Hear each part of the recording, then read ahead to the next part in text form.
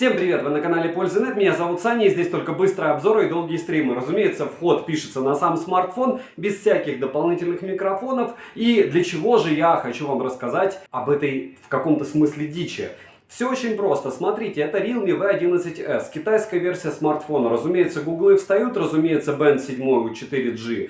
Имеется и, по большому счету, здесь есть и мини-джек, и еще IPS-экран, который днем с огнем сейчас не сыщешь, и 400 тысяч баллов в Antutu. Но почему? Да все просто. Я купил его за 12 тысяч на Али во время распродажи, думаю, как и некоторые мои подписчики, потому что в телегу скидок я его скидывал. И здесь 6128. Что вы можете приобрести на IPS за эти деньги? Ну, я не знаю, напишите мне. 6 гигабайт, 128 оперативы. Это первый эшелон, это Realme. Он классно выглядит, у него неплохое разрешение. Мне нравится в нем все, даже, кстати, вот эта съемка, потому что за эти деньги, опять же, с этой начинкой никаких вопросов. Но это у меня. Мне нравится, как у него работает сканер отпечатков пальцев в кнопке. Никаких 2-3 раза большой палец не завести. Нравится, каким образом он разблокируется по лицу. Ну и в целом это не ода Realme. Это к тому, что вроде бы странные модели, если вы не на хайпе, можно всегда приобрести по очень интересному ценнику. И да, это не будет камерафон.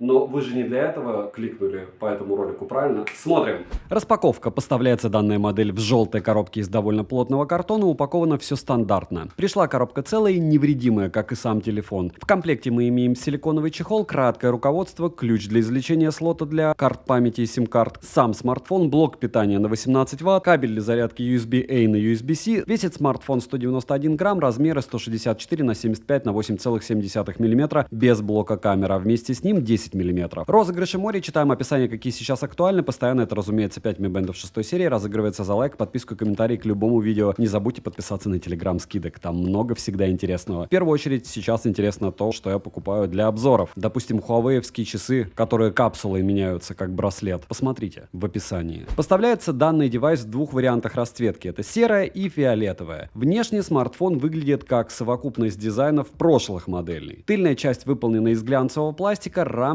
также из пластика. Корпус марки, так что сразу же одеваем чехол. Сборка, как и качество материалов, на свою стоимость. В руке без чехла, как и с чехлом, смартфон лежит удобно. Из рук не выскальзывает. Использовать смарт одной рукой можно, но не сказал бы, что прям удобно. На корпусе расположена утопленная в корпус кнопка питания со сканером отпечатков пальцев, качели регулировки громкости. Далее есть разъем USB Type-C OTG версии 2.0, что неудивительно. Микрофоны, динамики, один основной, один разговорный. Звучание здесь стерео. Качество звука для повседневного использования неплохое, громкий, звонкий. На максималке не шумит. Технология Real Sound с 4 предустановками на борту. Мини-джек присутствует, а вот АК-порта стандартно для Realme нет. Защита от влаги и пыли не завезли официальной, что неудивительно за эту стоимость. Летим дальше. Смартфон оснащен IPS-дисплеем на 6,5 дюйма с разрешением 1600 на 720 пикселей. Плотность пикселей скромная 270 ppi, яркость 400 нит. Яркости слегка не хватает, что и стоило ожидать от IPS-дисплея этого ценового сегмента. Разумеется, пользоваться в солнечный день смартфоном можно, но не так удобно, как смартфонами, у которых яркости гораздо больше. Частота обновления экрана скромных 60 Гц. Прямо атовизм, правда? Результаты теста на частоту дискретизации касаний вы можете наблюдать на экране. Автояркость работает хорошо, не скажу, что быстро, но корректно. Угол обзора хороший, под углом экран сильно не темнит. Разумеется, у экрана все портит вот эта вот капля, а не вырез под фронталку. Далее, мультитач есть, но экран на 10 касаний откликается не быстро. Разблокировать экран можно при помощи сканера отпечатков пальцев, внедренного в кнопку блокировки, и распознавания лица. Сканер отпечатков пальцев работает отлично, зарегистрировать один и тот же отпечаток пальца несколько раз нельзя. Распознавание лица срабатывает неплохо. Внести биометрические данные можно только одного лица. Подбородок внизу экрана есть, и он не маленький. Настроек для персонализации экрана под себя немного. Экран неплохой, но и не суперский, так как IPS-матрица не яркая, ко всему цвета слегка тускловатая. Но она не имеет шима, это самое важное, мы помним, правда? Процессор MediaTek Dimensity 810 с техпроцессом 6 нанометров с 8 ядрами, максимальная частота которого 2,4 ГГц, графический процессор Mali G57 MC2, интерфейс Realme UI версии 2.0 на базе Android 11 версии, при том, что уже есть, кстати, Android 13. Почему у меня не обновляется, я пока не понимаю, но вот так. Оперативная память LPDDR4X доступна на выбор 4 или 6 гигабайт, внутренняя память на выбор только 128. И напоминаю, что расширить память здесь можно, вставив microSD. Имеется поддержка Wi-Fi 5 серии, поддержка 5G сетей, что не для всех актуально, но хорошо, что она есть. Для 4G сетей есть 7 бенд, 20-го не завезли. В смартфонах Realme это встречается довольно часто. Притом у Vivo во флагманских линейках обычно есть и 7 и 20. Вот такие вот дела. Ну и логично в глобал. В больших городах связь смартфон ловит отлично. Звучание во время разговора хорошее, микрофоны и датчики приближения отрабатывают также без нареканий. Вибромоторчик слабенький, вдобавок настроить силу вибраций нельзя. Bluetooth версии 5.1 NFC модуль отсутствует, что не радует. GPS же показывает точность в 1 метр в городских условиях, притом ловит все довольно быстро. Емкость аккумулятора 5000 мАч. В PC-марке смартфон выдал хорошие 11 часов 59 минут, почти 12 часов. Автономность — это космос прям получается. Realme V11s 5G поддерживают быструю зарядку на 18 Вт. Заряжается от адаптера питания на 18 Вт смартфон от 0 до сотки за 1 час 58 минут. Беспроводной зарядки нет, разумеется. Поедает за час просмотра видео на YouTube на максимальной яркости по Wi-Fi около 9% в час. В играх в среднем уходит около 14%. Играть на смартфоне можно, но не в тяжелые игры, не на высоких настройках графики. Скажем так, в PUBG Mobile играть вообще кайф, в PUBG New State уже подтормаживает. Если говорить о Геншине, ну я вообще не советую. Там есть проскакивание, пролагивание на минимальных настройках. Будете как-то играть, но без радости. Это вам не Realme Q5 Pro, допустим, если брать китайские смарты, хотя там другой ценник. Перейдем же к тестам. Тротлинг-тест проходит не мрачно. 183 гипса минимально, максимально 214 и в среднем 199 гипсах на 100 потоках при 30 минутах. В Geekbench 5 в синглкоре 610, в мультикоре 1829. 3D Mark показал Wildlife 1238, Wildlife Extreme 358, Wildlife Stress Test 1245, Wildlife Extreme Stress Test 359, Slingshot Extreme 2583 и Slingshot 3650. В Antutu устройство выдало 376 тысяч попугаев. Storage тест показал отличные 34 тысячи. 45-минутный стресс-тест прошел, но вовсе не идеально. Результаты вы можете также наблюдать на экране. В AI Antutu смартфон выдал очень скромные 5230 баллов. Основной блок камер с тыльной части состоит из 2 сенсоров и одной LED-вспышки. Основной модуль на 13 мегапикселей и затычка на 2 мегапикселя. Запись видео доступна с основного модуля в максимальном разрешении 1080p 30 fps. Цифровой стабилизации, как и оптической, не завезли. Фронтальный сенсор на 8 мегапикселей находится по центру верхней части экрана в каплевидном вырезе. Максимальное разрешение для съемки видео также 1080p 30 fps. В стоке смартфон имеет небольшое количество различных режимов. V11s имеет автофокусировку, цифровой зум, панорамную съемку, замедленные видео и так далее. Короткие примеры вы сейчас, разумеется, увидите.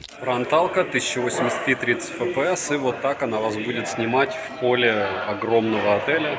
Роллинг шатра нет. Учитесь Xiaomi и Motorola, да? Ну ладно, не все Xiaomi. И с фильтром можно снимать, разумеется. Вшито все. Как у всех почти, но интересно. Разумеется, видео в условиях низкой освещенности, ну вы видите, практически никакое. Хотя здесь опять же не особо фонтанно снимать. Света мало, и он теплый. Ну, дуриан.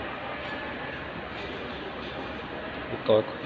Немного фронталки в кафе без ретуши с одной руки, если упереться двумя об стол локтями, то будет примерно такой у вас вид. Фронталка с нулевой ретушью, и записывает все это максимально сносно. Почему? Потому что я помню, каким образом записывают те же флагманы от BBK с фронтальной камерой ваше лицо. По большому счету, повторяюсь, все, что необходимо для того, чтобы передать, что вот я здесь был, в этой камере есть. В противном случае вам необходимо будет, разумеется, как и при любых других смартфонах, снимать на основную камеру с триподом, штативом и еще чем-то. Редко бывает, когда у фронталка топ. Но опять же, у яблочных девайсов, у Samsung и иногда у третьего эшелона. Но стабилизация там хромает. В целом, ветер сильный. С освещением, видите, беда. Вот так он вас будет снимать.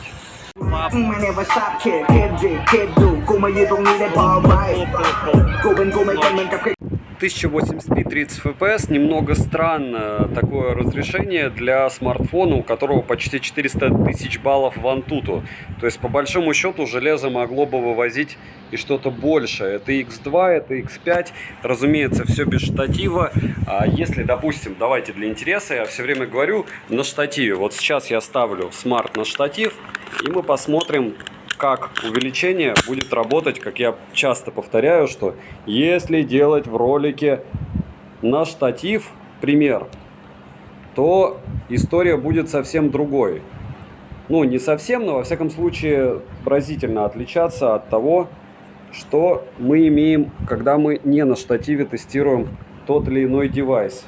Так, я не совсем понимаю, как тут закрепить полностью, но в целом вот примерно вот так X2 на штативе и X5 на штативе. Вполне возможно, штатив чуть-чуть двигается, но вроде бы неплохо. Если вы захотите что-то снимать аккуратно, вот в X5, разумеется, это будет все даже при повороте головки трястись, конечно. Даже малейшее дуновение ветерка влияет. Если в X1, ну да, можно по красоте снимать. Хотя все, опять же, будет зависеть от ваших рук в первую очередь. Тест основной камеры в лифте. И вот так вы сможете себя снимать, любимого для каких-нибудь блогов или еще чего-то. И так будут отрабатывать микрофоны. У этого смарта, который мне все больше нравится, если бы не его капли на экране, сразу думаешь, что это какой-то дешевый смарт. Хотя он вообще не ведет себя как дешевый. И совсем немного фронталки в лифте. Глаза, свет. Не идеальные условия, но шум. Сразу гиперпример фронталки. Это солнце бьет мне в глаза, а теперь солнце бьет в сенсор. И максимально противно. Все равно что-то там вытягивает, правда? Ну и, разумеется, микро вы слышите, как справляются. 1080p 30 fps, немного стационарной съемки. С двух рук, никуда не бегу. Плавно веду. Как говорят, вот такие виды нашего Паттайска. Мне кажется, население здесь уже в основном русскоязычное, как и многих других городов мира. VIP-зона на Аватар. Вот такая вот. Получайте бесплатно напитки. Приезжайте, побудете в таких местах. Вот так вот можно поесть. Даже суши и кофе. Вот такая вот вип-зона у кинотеатра с бесплатной закуской. X2, X10, X10. Мыло. Еще немного обычной прогулки с одной руки, максимально вяло. Я не знаю, насколько хорошо будет работать стаб. Разумеется, это 1080p, точнее знаю, что никак. Но если, допустим, встать, опять же, и вам необходимо будет подснять какую-то вещь, а обычно люди, имеющие такие смартфоны, они понимают, что бегать не стоит, то, ну, неплохо. Одинокий путь к бесплатному пляжу рядом со стройкой небоскреба.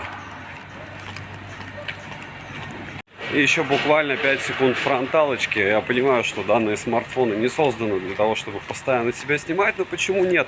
Я, допустим, здесь вижу очень много Vivo и Realme, довольно странных моделей, которые по мне, наверное, плюс-минус такие же. Ну и, разумеется, немного пляжа. Куда без него, видите, как автофокус прыгает. Но в целом красиво.